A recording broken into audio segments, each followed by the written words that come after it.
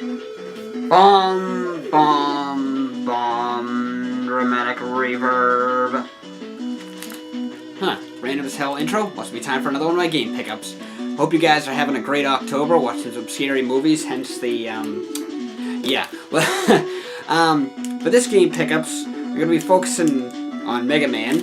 I'm going to do kind of like a sandwich, you know, where I have Mega Man start with some Mega Man and end with some Mega Man, then have some stuff in the middle.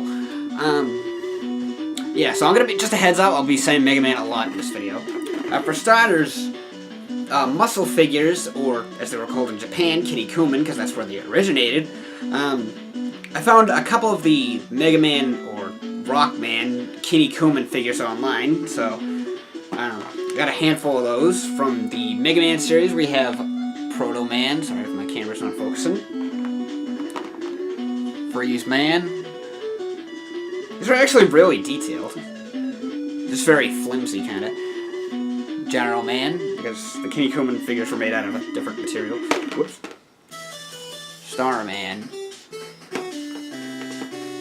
Tomahawk Man and Night Man. And for the Mega Man X series, I'm actually going to do two at a time to save time. We have Zero and X with the armor from, I believe it's the third game. Speaking of which, Toxic Seahorse. Armored Armadillo. Morph Moth. Tunnel Rhino. Flame Stag. Chill Penguin. And finally, Magna Centipede.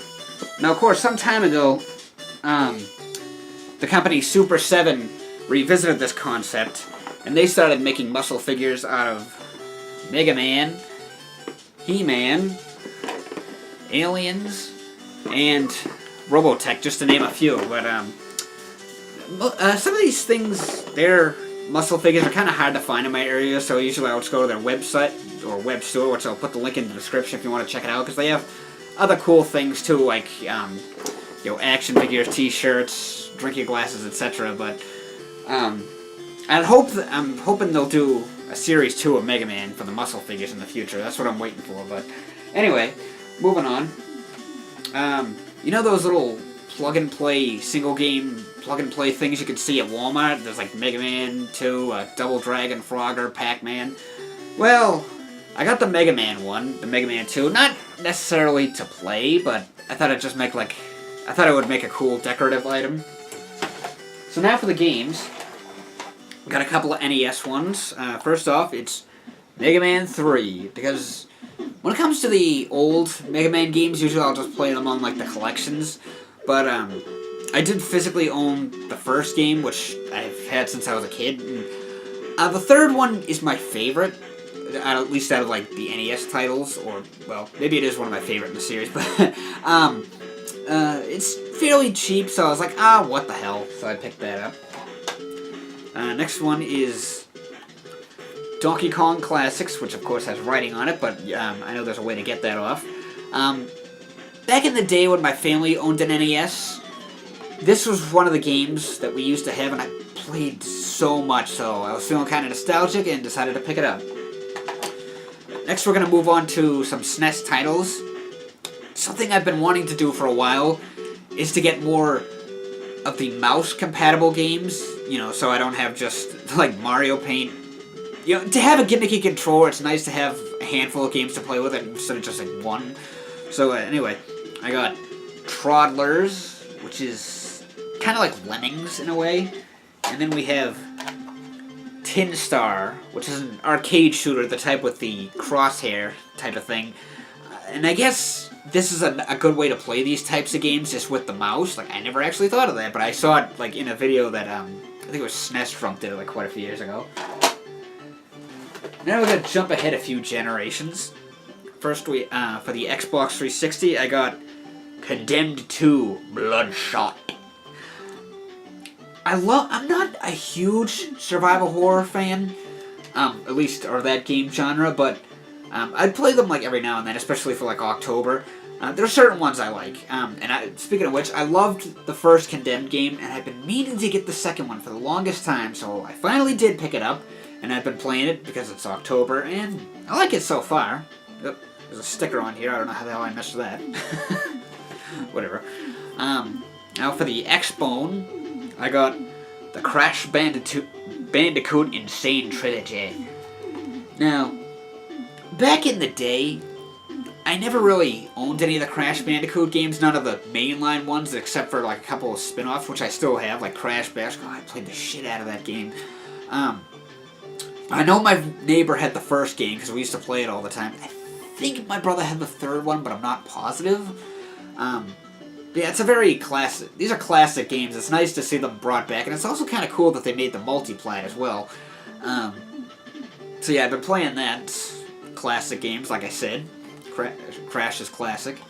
I still remember the old commercials too, back like the guy in the Crash Bandicoot costume, like the one where he goes to the Nintendo headquarters. That's hilarious. The last game I got, oh, scratch that. 2 games for the Switch, 1 physical, 1 digital. The digital one is Bloodstained: Curse of the Moon, which is the spiritual successor to Castlevania. Now I gotta be honest here. I never really got into Castlevania. Shocking, I know. I have played a couple of them. And, so Bloodstained, like I said, is the spiritual successor. It's a wicked good game. It's a lot like the third Castlevania game for the NES. You know, you start with one character, and then you meet up with a few more, and then you can switch through them as you play through the game, because they each have their own abilities to help you navigate through the levels. The music is phenomenal, of course, which is great because, of course, you know, one of the most memorable things about Castlevania is the music. And there was, speaking of which, there was a song in one level. I swear it sounded like Bloody Tears. Not exactly the same, but it's very close. But it's definitely a game worth checking out if you're a fan of the old 8-bit games, or especially Castlevania. It's a multi-plat game, so. Now the physical game I got was Mega Man 11. Oh yeah, he's back. This game is awesome, but hard as hell. And I'm playing it on normal because there's 4 difficulties. There's hard, normal, easy, and then like a beginner mode. Yeah, they've really upped the difficulty on this. It's the best way to describe it, it's almost like Mega Man 8, but way better. Like they finally got a decent voice cast, which is a big step forward. The gameplay is solid, the music's really good. Now, of course, with the voice acting, like I said, some of them are still a little cringy, but not too bad. It's not as bad as Mega Man 8 was. There's obviously still some puns. But, yeah, I'm really enjoying the game. I'm glad that he's back, you know. And I hope that we see more of these games in the future, like, you know, 12, 13, etc. But as for this one, where was I? Just lost my train of thought. The gameplay, it's like, one of the things that they added is like, there's what's called a gear shift. It's like a temporary power-up you can use, so there's 2 different ones you can use. One is that it makes him more powerful for like 5 seconds or so, and the other one makes everything kind of slow down, so it's almost like the Matrix. I've already beaten like about half the characters. Well, the time I'm recording this, at least I did, but yeah, it's awesome. It definitely, you gotta check this out. It's so good. And like I said, I hope that I've talked about this before, but I'll say it again. Like if you remember, like in classic Nintendo Power, how they had like the contest. No, not even just Nintendo Powers, but I hope they bring that again back. You know, where people could design their own Robot Masters for future games and stuff, if we see future games. But speaking of which, the funny thing, when I was in, I think I want to say junior high or maybe high school, because it was when the collections came out, I remember just for the hell of it, I made some of my own Robot Masters, and I made a fire guy called Torchman. Well, that's the name of the guy in this. The fire guy is called Torchman, but whatever. But yeah, definitely you gotta check that out. It's great seeing Mega Man back. Even if you just want to try the demo out first, you know. And I'm fine with the graphics. I don't care, you know, whether they do like the 8-bit style or the way they do it now. Whatever. I'm just glad he's back. one last thing that I've been wanting, it's Mega Man related, so, but I've been wanting to talk about this for a while. Probably like over the summer, like it was somewhat recent, that new Mega Man series, cartoon CGI series, debuted on Cartoon Network, and I planned from the get-go a while back that I was like, I'm gonna give it a chance. So I did, and I kind of like it, you know? I mean, it's nothing like the games, of course, but it's more of like a superhero show, really, so it is like a little weird, but, you know, one person really hit the nail on the head. It's not supposed to be necessarily this Mega Man, the one that we're all familiar with. It's supposed to be like one from an alternate dimension, so to speak. And some of the character redesigns are like a little, like or something, but some of them are actually kind of cool. Like, I like the way they redid Woodman. They made him into almost like a ninja. I thought that was awesome. But so that being said, that's all my pickups for, I guess, the fall. Well, there's more to come, but that's my pickups for this video, so until next time, be sure to like, comment, subscribe. And thanks for watching, and I'll see you next time. Peace out, everybody.